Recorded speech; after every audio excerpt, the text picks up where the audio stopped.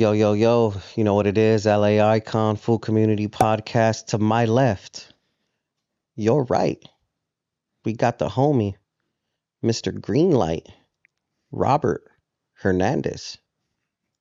What's popping, fool? What's going on? Yeah, man. It's Roberto the Greenlight Hernandez. Spencer?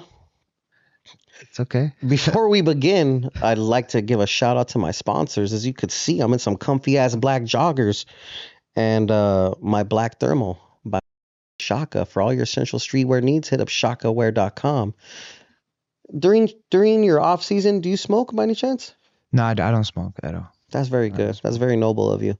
But if you ever did, and you ever want to, make sure you guys pick up some Killer Kush found over there at Greenleaf Botanicals in Whittier. And I'm sure you're in great shape. So the blood flows, if you get what I'm saying. Yes, exactly. But if it doesn't, for some strange reason, you need a little prep in your step, make sure you get some Royalty Honey, my boy. And I'll make sure to give you a box. Royalty Honey. Royalty Honey. Change your girl's life for sure. Yeah. Definitely leave a crazy impression. Use code FOO at royaltyhoneyyusa.com for 20% off your next hard on. So let me ask you something, my dog. Yes. Where did you grow up and how was it growing up there? We're going to start at the beginning. All right, let's start at the beginning. Around my first years of my life, like around 11, 12, I grew up in Compton. Mm. It was, a rough area. It was you hear a lot of gunshots. You put your head down in the house. We knew the drill. We just go all the way to the back. Mm-hmm. You see a lot of crazy things as well. I was friends with a crackhead. Fire. Going to school early in the morning, 8 o'clock, going to school. He'll come to the house because my mom will feed him. And his name was Crack or food? Food. Food. So like he'll come for food, and his name was Everyday Big Bang Boo. Everyday Big Bang Boo. So he'll walk around, he'll be like, Everyday Big Bang Boo. And then this is the guy I was friends with, growing up in Compton. These are my adventures. Mm-hmm. And we don't see nothing of it, but I could see from the outside world, they'll probably be like, whoa, what the heck? What is these little kids doing hanging out with the crackhead? But, my mom took care of him because he would take care of us, or took care of whoever tried to rob our house, or, in the front yard, we had some merchandise or something. So he would just be the neighborhood watch. So, growing up around there, that's what we were exposed to. Also, at an early age, I seen a dead body in front of a liquor store. Hey guys, you want to see a dead body? That's crazy. And you don't think nothing of it because it's just his way of life. It's just normal. It's normal. Exactly. So that's how it was growing up in Compton. And then before that, after that, my mom was like, all right, we got to get out of here because She's a little activated. Obviously I seen enough. So then we moved to Victorville. Mm-hmm. And then in Victorville, it's the high desert. Obviously my importing years were growing up in Victorville, and, my personality growing there, which is good. But then I started seeing all my homies, all my black homies, all my Mexican homies from Compton moving up here. So I was like, dang. Their parents were on the same shit. Yup. And then from there, everything was, we were chilling though. Did you get in any trouble in the high desert? Yes, I got I was a bad boy. My mom and my dad, they were ex gangbangers. That's right. So it was in my blood, I guess. And I was in a tagging crew, and I used to tag. Sick ass tagger. Yeah, so I used to tag a lot, and we used to get down at the tagging spots with other tagging crews, and yeah. So what'd you get in trouble for? I got in trouble for brass knuckles. I got in trouble, for one time my brother got locked up because he was tagging. I bounced, but he had his little little AirPods. Not AirPods, but earpods. Well, what do you call it? The AirPods, whatever. And he didn't hear the cops coming. So and the cops like right there standing right behind him looking at him like, and before he turned around, that was it. He didn't have no chance to run. They already had him already, every escape route covered. Mm-hmm. So but yeah, like that's how it was, that's how I was a bad boy through tagging and fighting a lot. And that's where I found my passion. That's what I was gonna say. So talk to me about fighting as a young kid. Were fools bullying you? Were you the bully? Were you defending fools? Like, how did that go? I was defending fools and I was bullying fools, not knowing that I was bullying fools. Because, you know, growing up in a household with a bunch of boys, you know, me and my brothers are like 4 of us. Plus all your cousins. And the cousins, you know, we just bag on each other, just going in on each other, just, you know, shooting this with the homies. Mm-hmm. And I took that same energy to school. And these kids or these teenagers didn't know how to take it in because they didn't have that same atmosphere. So I was literally bullying them. But it's just the way of my life. Like, I would just call him fat. I'll call him this. I'll say something about his nose, his ears. And I'm thinking we cool. But the whole time, he's taking it to heart. And then, sure enough, one time we went bodies. I don't know if you know what bodies is, familiar. But we went bodies in the middle school. We were going bodies in middle school. And the teacher came in, caught us just going at it. And he's like, why are you guys fighting? And he said, because he's always messing with me. He's always one of my friends. And I was like, bro, I thought we were cool.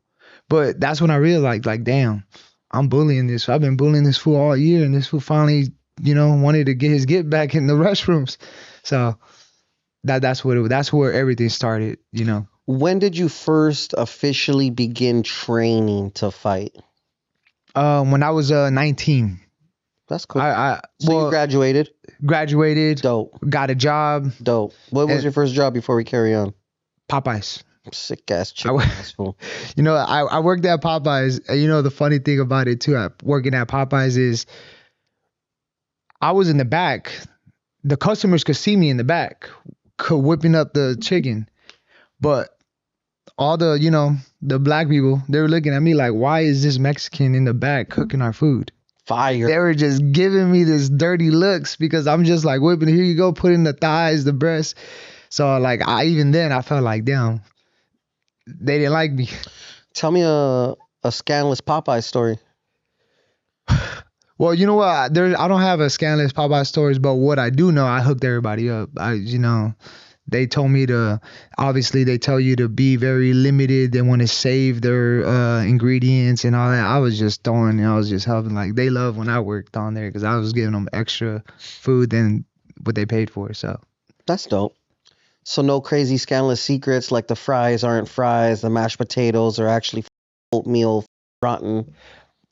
Damn. At that point, I didn't look too deep. You know, I'm barely like, what? Doing your shit. Yeah, I was just doing 19. You know, we're doing what every 19-year-old does. But now that I'm older, now I'm starting to see, obviously, you know, everything's popping up, all the stuff that they put in and chemicals in the food and all that stuff. So you were putting extra chemicals. You thought you were putting people like on game, but you were actually poisoning them, fool. I'm just kidding. No, but vicious narratives. No, but it is true though. Like when you I knew once I worked at Popeyes, I didn't want to eat Popeyes food no more because I see the process of what I put this chicken to go through. That's what I'm saying. And I was like, I don't want this in my body. So, yeah, that's so. When was the last time you ate some Popeyes? Months? Years? Years. Fire. It's been years. I ain't gonna lie, I do eat it every once in a while, but every time I do eat it, I regret it because my stomach hurts. Normal shit. I'm on what do you call it? I'm on a clean diet all the time, so when I do eat it, it's just like rough. My stomach's like, hey, bro, what are you doing? So talk to me about your training when it first began, my brother. Where did you go? How did that begin? So when I first started training, honestly, everything started around age 13. I had a crazy desire to see my first UFC fight, and I was like, fire. This is what I want to do. I seen myself with the belt. I seen this guy, and I just already knew that he was this. His name's George St. Pierre. George St. Pierre versus Matt Hughes, for the people that don't know. Fire. Two legends in the game, killing it, in their prime. They're about to fight each other. And this is me, 13 years old, watching this. And I'm just like fascinated. Crazy desire. I see myself with the belt too. Is this live or in the pad? This is live. You saw it live? Yeah, I seen it live. In person? Oh, no, not in person. Oh, it was like fire. No, this is like, it was happening live, but I was watching through the TV, like watching it happen. And everyone around you pumped up. Yeah, I seen how important these people were, and I was like, I want that lifestyle. That's what I want to be. I'm trying to get like that. And sure enough, that desire stuck with me all the way till I was age 18 and finally got a job to, and then I started training at 19 and I went to my first gym. Thankfully, I went to a good gym, Cobra Kai. You know, I have a great coach named Joe Stevenson, and you know, it's all about you could be the best fighter in the world as far as talent. Yeah, but if you got sorry coaching. Yeah, if you don't have good coaches, bruh, hang it up. So Hang it Joe's up. fire. Joe is like a genius. Like, you know, when you're getting quality versus trash. And I've been exposed to a lot of gyms from Joe. I'm over here thinking like my gym is like kind of mediocre, and then I started, you know, just Gym hopping? not gym hopping, but like, you know, trying it out. Gym touring. Yeah, gym touring, just because, you know, I'm at work, and I work takes me to different areas in the whole entire California scene, and I'm starting to see all these gyms, and I'm over here thinking that they're going to be better than my coach. And it turns out, you know, I'm dealing with one of the best coaches in the world, and I seen, you know, that these gyms wish they had a coach like mine. So Does Joe have any notable fighters that he's coached? yes, Dominic Reyes, Fire. light heavyweight, fought John Jones, arguably won that fight. Jamal Pogues, he's in the UFC, he's killing it right now. And those are just two most notable fighters. And then Roberto Hernandez, I'm on the come up, I'm on the rise. And I notice you roll your R's and super duper shit. You're a proud Mexican. yeah, I am a proud Mexican. I'm a very proud Mexican, but the Mexicans ain't proud of me, and they Tell me that story. I led into this in that stupid ass way because he has a funny story. Talk to me about it. So one time I had posted a video on TikTok, went viral, me holding up this Mexico flag. I'm just so proud to be Mexican. And in that comment section, they just destroyed my proud heritage. They were saying, you ain't no Mexican, you a gringo, tú eres un pocho. They were just going in on me, and I'm just like, why? Why? I thought we family. We're supposed to be brothers. And then that was just, you know, just me starting to see that they don't like me. And then, you know, me just being in the workforce and being at this job, all these odd jobs, the Mexicans, the Paisa Mexicans, they don't like to talk to me. They segregate themselves. I want to laugh with them. I'm over here seeing them laugh at jokes, and I'm trying to like laugh with them, and they just cut me off. And then it's probably because my Spanish is a little bit broken, but they segregate themselves from me. So that's when I realized, like, damn, they ain't really rocking with me. Like, so you're too brown for American, but not brown enough for the Mexicans. Yes. And you know what I noticed too? Sabo ass kids. Ryan don't trip. Ryan Garcia went through the same thing, but he's actually on the more global level. But he touched up on it, but I got to experience it too. So it's a crazy ass feeling to get shunned like that. Yes. And disrespect. When you go viral, there's going to be hateful comments no matter what. It could be a beautiful thing. They're going to be like, look at that or shoes, or they'll find something to hate on you. You know what I'm saying? Amen. But so yeah. So you got shot down by the homies. So yeah, so I'm a proud Mexican American now. My Chicanos look out for me all day. So talk to me about training at Cobra Kai Gym. What's some crazy shit you've been going through over there? Training at Cobra Kai is there's a lot of gyms right there, especially like MMA gyms. They're like they don't like to what do you call it? They don't like to train hard. They like to do everything like very nice, steady, less injury type of training. But Cobra Kai, we find the middle. So basically. Exactly. We going at it day in and day out, and especially somebody like me, like the people, they want to push. They want to try me. Every single match is they trying to get me. I got an X on my back, so I don't have no easy matches. So every single day I go in, I already know it's work. It's like a Mexican. We clock in, we just go into work, and then we clock out. But there's no downtime. There's no easy moments. Everything is just go time. Yep. Green light. What discipline of martial arts do you train in, and what belt are you? Is that the correct word? Like, yes, I don't want to say branch of martial arts, but discipline is the word, correct? Yeah, yes, disciplines. So I am a black belt in jiu-jitsu. Sick ass fool. Black belt. Don't want to fucking hold hands with you. We call I say, when you're a black belt when you're a black belt in jiu-jitsu, is like you have to earn it. You have to earn your stripes. It's not given. It took me 10 years to get this belt. Karate's, you could get in, what, 2-3 years. Taekwondo, 2-3 years. But a jiu-jitsu black belt, especially under Joe Stevenson, you got to earn it. And it's crazy because every single belt rank, you get whipped. So if you, from white to blue, you get whipped. You got to walk down this line. Oh, yes. Yes. And they just whip the shit out of you. Yep. Purple, same thing. You just got to do an extra walk. And then so on. Brown, extra walk. But me, I talk a lot of trash in the jits room. So people, they show up. They showed up for all those belt promotions. And my boy had welts. Yeah, I had welts.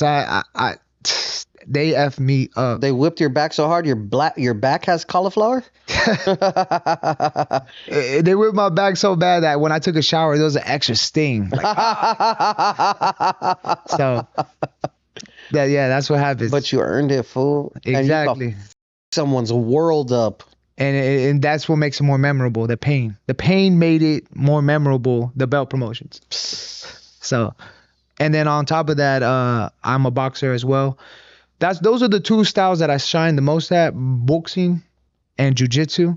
And I learned boxing from a Armenian. He taught me the way, he taught me the game, and I translated over to MMA, and these fools can't handle it. They can't handle the teachings he taught me. So what promotion company are you with right now? The promotion company I fight for is Cage Warriors. Gotcha. And is that like a contractual agreement, like where you could only fight at Cage Warriors, or how does that go? Yes. Right now I'm signed with Cage Warriors. This is, I think, the last fight on my contract. On your contract. And they built me up, man. They took a chance on me. They seen this little Mexican right here. My coach presented me to them, and they're like, "We'll take a chance on this guy. We'll see what happens." And it's been going good. I fought myself all the way up to the top of the mountain. I earned this little limelight that I'm creating, and now it's hopefully, fingers crossed, after this fight, the UFC or a belt, fighting for a belt. So how difficult? Well, first of all, let's talk about that. Your next fight is December 15th, right? Yes. Is that for a title or no? No. So does Cage Warrior have belts? Yes, they do. So if you were to beat this, would you be eligible for a title shot next? I was eligible for a title fight this fight, but I don't know. It's just a lot of, there's traffic up there. There's promises up there that they already promised. Yes. So I'm not, like, if I was in their position, I wouldn't want someone else taking my position. So I understand.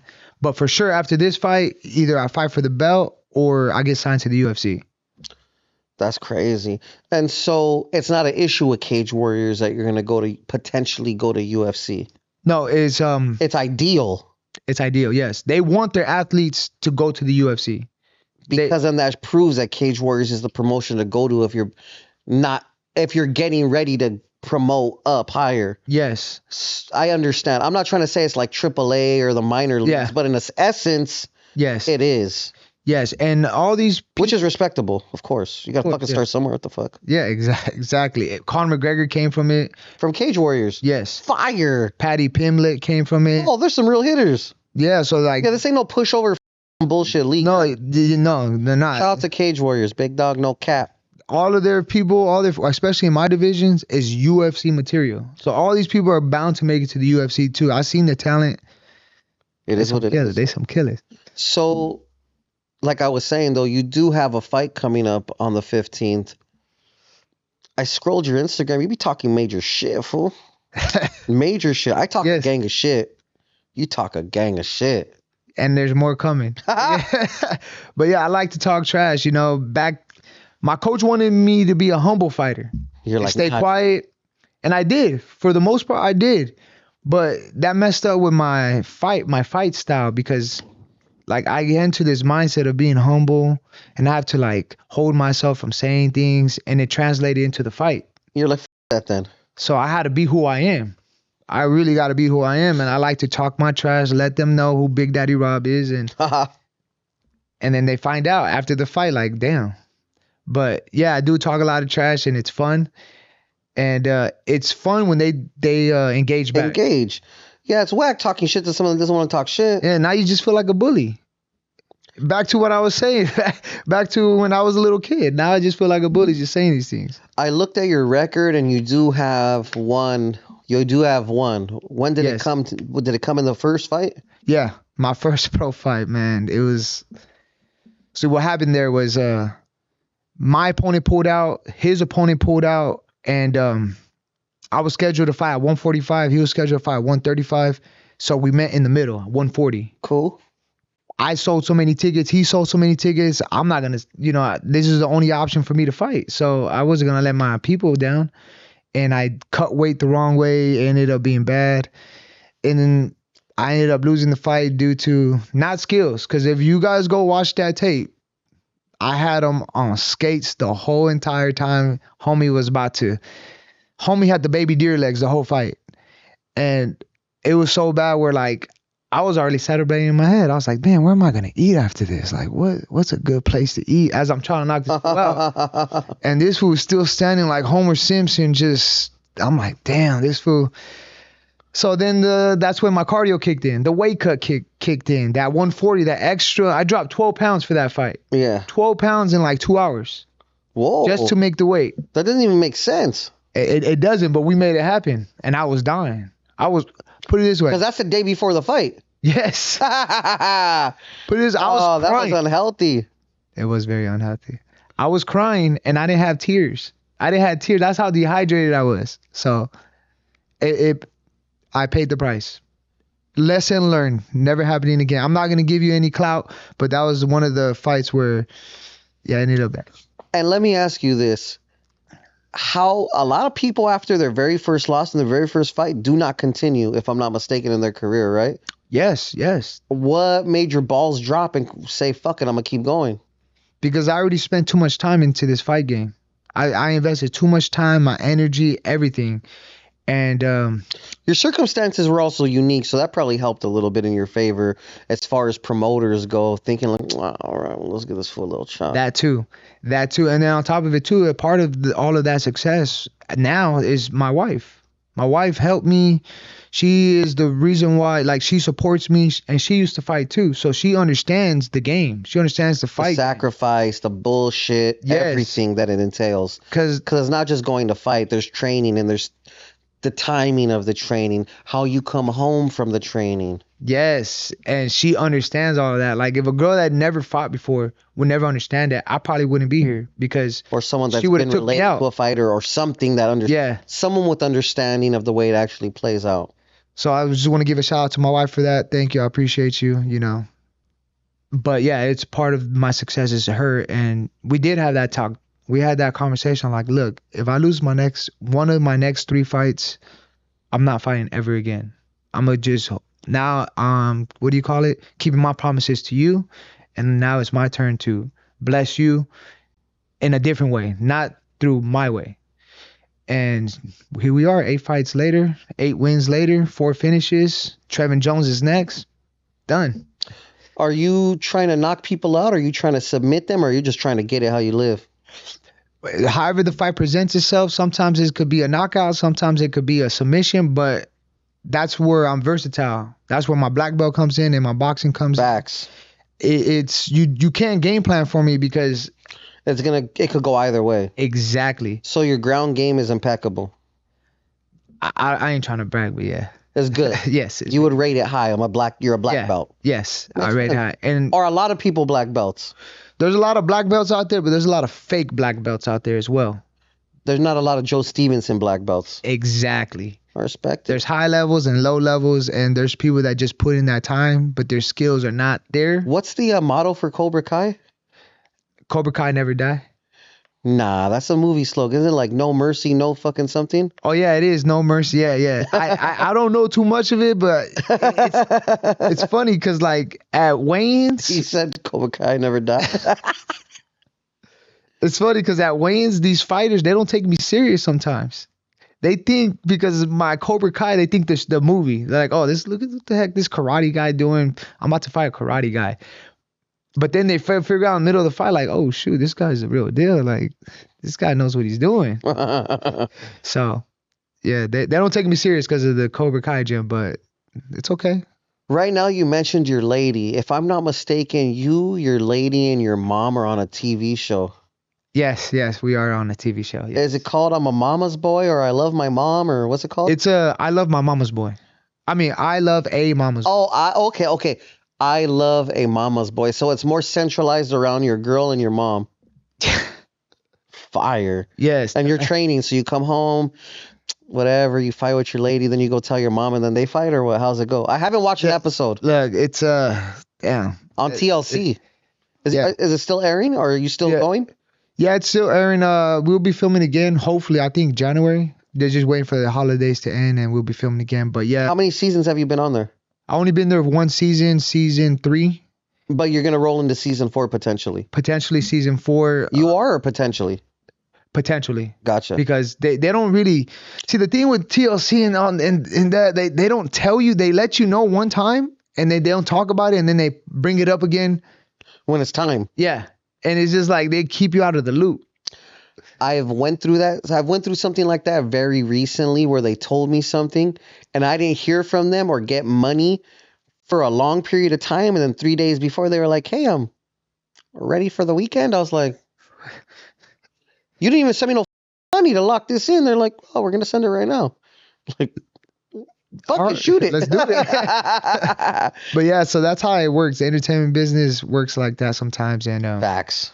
But filming, I must say, filming between my mom and my girl, like they know how to get them going. They know how to get them mad. Who, production? Yeah, the production, the producer knows exactly. He knows the trigger points? Exactly. So he will ask questions like, for instance, for once, he'll be like, so how was Robert with the ladies? And my mom's like, oh, he was like this, he was like that. And I'm like, oh my gosh. My girl's getting hot right now. She's getting so mad. So the rest of the day of filming is real emotions. Because for that one question triggered both of them. Now they get in that drama for the rest of the day. So they know. How do they get along now? They get along. It's cordial. It's cordial. That's crazy. Do they say hi to each other? Yeah, but it's just more like on the highs and buys. It's not. So your mom's not going to go out of her way to serve your lady an extra plate at dinner? No. But it's I get my mom's. She's kind of, because me, you're a mama's boy. Yeah. This is what happened. My mom is. Yes. My mom is mad still. She's still mad. That's what it is. What? That she didn't get invited to the wedding. Oh. Well, we didn't have a wedding. Hold on. We didn't have a wedding. We got married and she wasn't there to see her son. Why? Spur of the moment or because you're girl? It was spur of the moment. It was her parents there? Yes. So is it your fault or her fault? It was my fault. Oh. I didn't tell my mom. I don't do good with communications, but like, yeah. So your lady hates your mom. It's because no one really my mom never educated me about marriage and how important it is or nothing. I just was just the one. You're like, oh, I'm gonna marry this girl. Yeah. And you know what? It felt right. I got married. Who went to the wedding on your half? I mean, I'm sure it was like a city hall wedding or some shit. Yeah. It was. We got married through the court. Yeah. Yeah. Who went for you? You had to have a witness of your own. Well, technically, I guess you didn't. No, we didn't. No, it was just me. Her parents were the witnesses. Yeah. But how come you didn't invite no one from your family? I didn't think it was that serious. But your mom doesn't believe that it was a mistake on your half. She thinks. Yeah, obviously she's not gonna think. That's fucking fire. So that's how the whole little drama started building from there. Hey, that was my mistake, Mom. I'm sorry. You're a liar, fool. What does your lady really have against your mom, fool? She doesn't have anything against my mom. It's just my mom. One time, she just. If you see the show, you know how my mom is, and my girl's like, "Why is your mom like this?" Trauma, the hood. Yeah, exactly. The life. Yeah, she had a hard life. How much is your mom like your tia, Blanca? I say they're all the same. in their own ways. They're all the same. First and foremost, your Tia Blanca, I know him I know his family rather on a personal level. Your Tia is a wonderful lady to me. She is. Your fucking face. She is. Just don't be a daughter-in-law. That's all. I'm trying to think of don't play with her son's emotions. That's all. I respect it. And that's how I would assume any mother-in-law would feel, you know. How is your mother-in-law towards you? She's an amazing lady. Yes. She's good, peoples. Is your lady and her family white? No. Well, my lady, she's a white Mexican. Her mom's Mexican, her dad's white. Does any of your father-in-law's white privilege rub off on you? Yes, it does. Yes. It does. If you would have said no, I would have been disappointed. It's good and bad. I see the white privilege sometimes. It's okay. And then sometimes like it works against me because I see it. You know, even me walking around Costco with my girl, like I wish. Look at him. Exactly. All the white people looking at me, they'd be like, they shake their heads at me. Just the older cats, not the younger cats, but the older ones. And then and those moments, I wish I was extra black. Damn. So like that, they even have more of a head to shake. I felt it. All that wishing to be black is a crazy narrative that I'm posting in the food community. No, like nah, I'm just kidding, dude. Like extra darker. What I'm trying to say. I wish I was extra like caramel darker. That's what I meant. Oh yeah, this is gonna be great. But I can only imagine like what black people and white people go through, like those interracial couples. Because if I'm experiencing at a junior level, they probably. If they're older than us, they're probably experiencing some crazy shit from some family members at the very least, for sure. That's crazy. So talk to me about this fight you got coming up on the 15th with Mr. Jones. So yeah, I asked for this fight. Fire. He was the main event. I was co-main event at the last card in San Diego for Cage Warriors, and I seen him, and he just looked like easy work. he looked like I could take him out easy. I asked the promotion. I was like, hey, give me this guy. This is the guy I want on a silver platter on December 15th. And they made it happen. And poor Mr. Trevin Jones thinks he's that guy. He thinks he's that guy that's going to beat me. And he just lacks all the skills.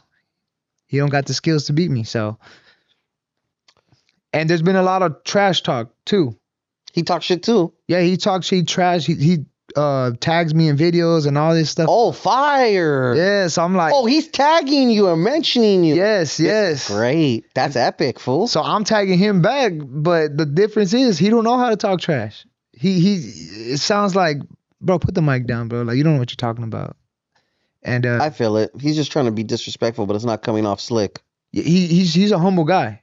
Like, if you're a bad boy, then you'll be your bad boy, but you're a good guy. Just be a good guy, bro. You don't gotta do this. It ain't you, bro, and I can see it. So, and I got some more videos coming up too. Just stay tuned, because I'm about to get them.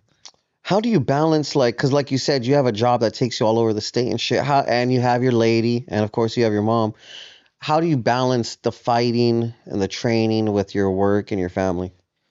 It's really hard, but you just this life. It's like I said, you wake up and you live in your life on hard mode. Like in a video game, there's easy, medium, and hard. A lot of people like to go the easy route, the medium route, and they like to play the game through like that. But being like what you just said, fighter, father, worker, it's like you wake up and your life's on hard mode. And it's hard, but it's the most satisfying. I love... Yeah, the payout is better. Yeah, that feeling you get when you get your hand raised, or when I see my wife happy, I see my kids happy, and all of that it fuels me. So it keeps me going and going. Even though it gets hard, I just know one thing: just keep pushing forward. I'm clocking in for work. Totally respect it. What do you like? What kind of training have you? What are the benefits of training with Sam? I forget how to say his last name. Oh, Sam Calavita? Yep. Man, Sam Calavita is I thought I was working hard. I thought I was, this 8-5 win streak. I thought I have the recipe of winning. But once I met Sam Calavita, And he ran me through all these tests because, you know, he had to put me through this little tube thing and I had to run. He's looking at my whole entire... Like 50 Cent and Dr. Yeah, Dre video. yes, seeing Fire. when my body gives up, when it, like, all that stuff. And he was telling me, like, your body's going to give up right now. And I'm just wrong, like, this fool, man, he ain't. And I was like, oh, shoot, I started falling apart. And then he's looking at me like, how did you pull an 8-fight win streak? Like, the way you performing right now, how are you doing it? Like, he's just looking at me like, what the heck is wrong with this guy? But, you know, that's good. If I'm not performing good, that means that he's gonna take whatever the numbers I'm dishing out and make them better. So once I met him and he started putting me through his training, crazy trainings, like, that's when I realized, like, this is what it means to be a champion, not a fighter. This is what it means to be a champion. And he always tells me, do you want to be a champion? Forget being a fighter. Do you want to be a champion? And I'm just like, yeah, I do. But I get scared. Every time I go into his garage, his little, you know, torture chamber, I get scared because I already know it's one of those things. There's gonna be some shit. Yeah, like, you want to give up. Your body's giving up, but he still wants 150% out of you. And you can't do it. Like, you literally about to, like, pass out. And he's like, come on, I'm not going to invite you. And back to the garage. And this guy, he's working with, like, I don't know, like 20 Olympic athletes in the wrestling team for USA. So, like, he knows. He was like, I don't invite no one in here. You should feel lucky that you in here. You should feel lucky. There's a lot of crazy Russians and Iranians that want to be in your position. But I took a chance on you because off a recommendation and other fighters. And I'm just like, you're right. So I have to, you know, perform even when I can't perform. I understand. Entirely. That's crazy. What, I know a lot of fighters say they don't like to look too forward, but where do you see yourself in the future? Maybe in the next 5 years, per se. Maybe in the next year or two. The next year, I see myself, the next 2 years, I see myself in the UFC, possibly going into the rankings, the top 10 rankings. In the next 5 years, I see a UFC belt around my waist. I see a Cage Warrior belt around my waist. You know, it's just, you have this vision, right? And it's a vision that only you believe. It's a vision that only you could see. And all these people, they see in your come up and they hate on you because they can't do it themselves. So they want to throw nasty comments at your come up and all these things because their lives, they look at their lives and they can't do the stuff that you're about to do. So I see myself as being this great champion, and I know the hard work that I have to put in. And if people come and hate, that's on them. You know, I just got a message for you haters. Look at your life first. Ask yourself this question. Are you working hard? Where do you get your high from? Because all the comments, the bad comments that you throw at all the people that are successful, that's a little candy. Those are candy highs. That's not soul food. That's not going to really fill you in. You're always going to be empty. So you go out there and do something that makes you feel uncomfortable. I promise you, you're going to get so much more gratification. You're going to feel so much more satisfied with your life than you throwing nasty comments at people that are doing it, the successful people. Let me ask you this, my brother. What do you ever listen to, like, Latino rap or like Chicano rap per se? I did used to listen to it back when Conejo. I listened to Conejo. I listened to Who are your top 5 Chicano rappers? And by say Chicano, I just mean Mexican American. They could be Latin American of some sort, Central. But I just mean, like, you know, when I say Chicano rappers, you know what I mean. Yeah, like, I mean, like, California rappers, maybe Texas. Right now? Mm-hmm. Well, ever. Well. And right now. What is the what is that? I forgot that. It's this group. He has curly hair. Shoreline Mafia? Yeah, Shoreline Mafia. So Jeezy? Yeah, Jeezy. That guy, I listen to him a little bit. Shout out to Jeezy. At one point I listened to Conejo back when I was in middle school, high school. Shout out to Conejo. And Wes Adams legend. And obviously, we already know who Mr. Capone. That's the only guy. But those are the only three that come straight to my head right now. I respect it. So old Jeezy, Conejo, and Capone. Yeah, That's dope. those are the three ones that I listen to. And oh yeah, and MB Riders too. I like that little lovey-dovey stuff. I like MB Riders or MC Magic? both. MB Riders and MC Magic. There's a difference now. Like if you trying to get at a Latina out there, dedicate her some MB Rider songs. She'll like it. The older ones or the newer ones? The older ones. So MC Magic then. Yeah, there it is. See, I don't I'm know. just fucking around. I don't know who came first. But yeah. That's right. Where are the best tacos from, in your opinion? To be honest, the best tacos that I ever ate from, it was actually in front of a house. It's like a food. It's a food. It's not a food truck, but they serve food in front of the house, out of the pad. Yeah. And there were some bomb tacos. I don't even know where it was, but I know it was in Rialto somewhere. Good stuff. But in the IE, I've had a couple of bomb ass tacos from some spots like that. And that's about it. I don't really know the other stuff, but I know there's a lot of them. And right now, because I'm really close to my farm. I'm 2 weeks out, and I've never had food on my feed. But now I'm having all these food reviews, like, oh, come here, come there. And then you see all how they're What's your diet for training like? The diet for training is brutal. I mean, I eat. But what are you eating? Sweet potatoes. I'm big on sweet potatoes. I eat raisins. I eat a lot of fruit. That's for my carbs. Chicken, obviously ground turkey. Chicken, ground turkey, steak. I love eating steak, but when you eat you can't eat too much steak. I have like this little app called Chronometer, and if you eat high amounts of meat, it starts red barring some stuff where it tells me that if you red bar this, your food is not going to metabolize it. Your body's not going to metabolize the food well. So you got to eat just enough of meat. You got to eat just enough chicken, and you can't overdo it. So you got to constantly switch from eggs, chicken, ground turkey, because if you do it too much. Because eggs would be a primary source of protein as well. Yes. Eggs. Probably the highest source. Yes. The egg, eggs for me, it works wonders.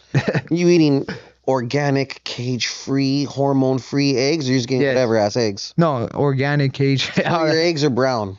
Yes. Eggs are you brown. Lying? Your eggs are brown or white? They're brown. You got to eat clean. You got to know what you're putting into your body so you can perform well on the fight day. If you eat bad, you don't want to blame food in the middle of you like getting tired in the fight. Like, damn, why am I feeling? And then you start thinking of damn, I should never smoked. Damn, why did I do this? And you start having all of these thoughts. Fuck you up. And you don't want to have those thoughts. You want to be like, damn, I should have trained a little bit harder. That's the only thought that you should be thinking about. No exterior sources other than yourself. Amen. So that's why we try to eat clean. That's why we try to do things by the book, because we don't want to fall apart mentally in the middle of this food trying to knock you out because you're getting a little bit tired. So, yeah. I feel it. Where's this fight going to be held at? The fight's going to be held in San Diego at the Sequan Casino, and 21 and over, December 15th. And the security people, they're kind of anal over there, because like my brother, he had like he had his ID, but like he like ripped it a little bit, but he taped it back, and they didn't let him in. Something like that happened with me and the owner of the food community. We flew into San Francisco and we were gonna get a rental car, and his ID had the same situation. They saw the ID and they're like, "Yeah, nah, can't rent to you." I said, "What?" And I was like, "Okay, well, here's my ID in perfect condition."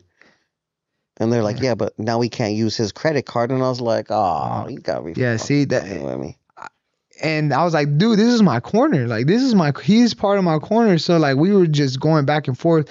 And the last thing you want too on fight week, it's some bullshit. And this touch up on fight week. Fight week is the most craziest week of any fighter. Fight week is the most craziest. People think that fight week, oh, you feeling good. No, that's when you have to do the most interviews. That's when you have to do the most media. That's when you have to make sure your weight's on time. It's kind of like you're planning for a wedding. That's how the stress levels for a fighter, that's what comes up from it, is you have so many responsibilities and you're hungry the whole time and you're dehydrated and you got to make weight. The most craziest week for the fighter is fight week. I respect it. That's crazy. Well, and wait till weigh-ins. Wait till weigh-ins because weigh-ins is about to be lit. I can't wait. You gonna talk vicious shit? I got so many ideas. It's like we about to go viral. We about to go viral. That's all I gotta say. I like it. And we are in a day and age of I mean, obviously there's people that do it for gimmicks. It's not really them. But there's authentic people. Like, I have fun doing this. I really enjoy doing this. I enjoy talking to, I enjoy being, giving the theater to the audience. So that's what's missing in the fight game. Like, I'm about to get charisma. Exactly. Either you got it or you don't. Some people feel that. Some people fake got it. Some people got that. They fake got it, and then when you meet them in real life, you're like, bro, where's this at? Bro, like, get out of here. You a phony. So that's another thing too. Like,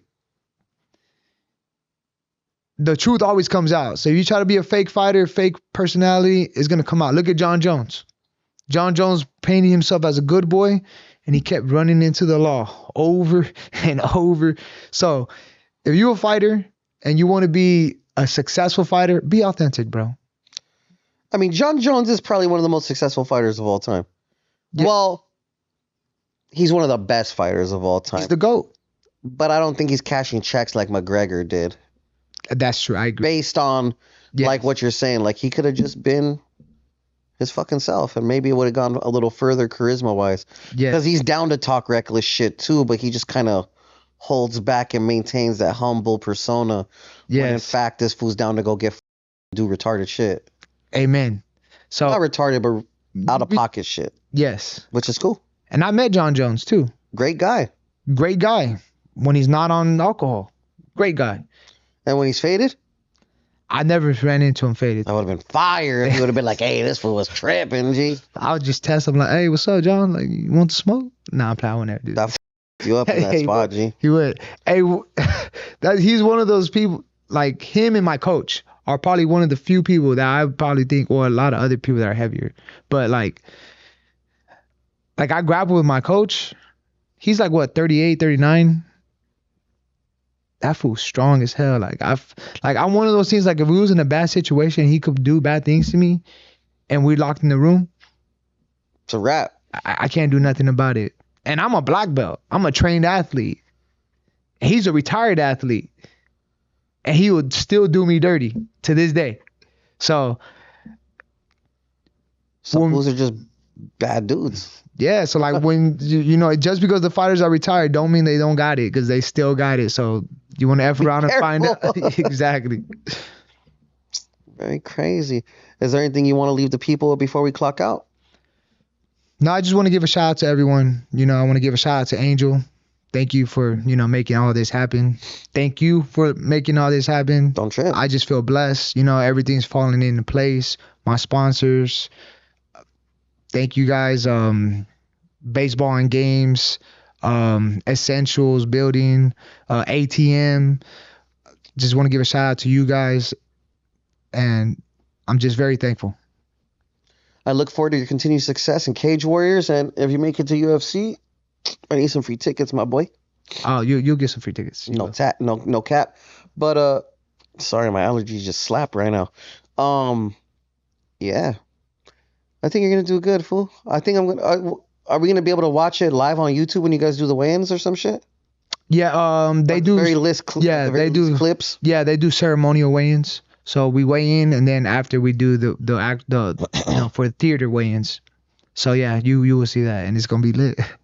Can't wait to watch. Shout out to you, Robert Greenlight Hernandez, and the motherfucking Food Community Podcast. Shout out to Blue Colorings on the boards right now. As you know, I'm LA Icon. Shout out to all my sponsors. We highly appreciate y'all. If you guys want to watch him fight and you want to follow him, you already know, links in the description. Tap in. We out of here. This one.